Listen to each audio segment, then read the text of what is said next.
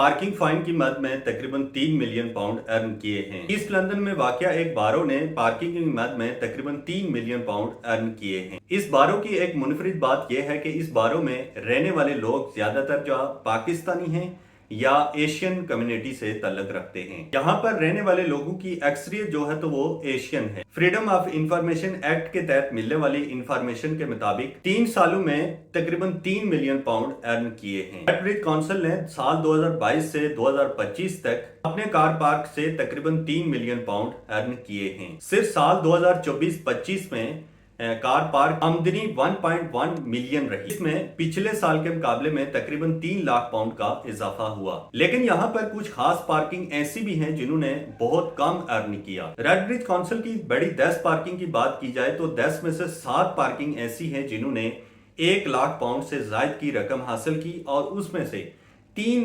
Parking ऐसी हैं जिन्होंने 1 लाख से कम अर्निंग हासिल की। दिलचस्प बात यह है कि 2022-23 के दौरान ग्रुप पार्क जो है तो उसने सबसे ज्यादा कमाई की, लेकिन 2023 और 24 में स्टेशन रोड के पार्किंग ने सबको पीछे छोड़ दिया। रेडब्रिज काउंसिल के तर्जमान का कहना था कि ये जो कार पार्क हैं तो ये हमारी कम्युनिटी को सपोर्ट करते हैं।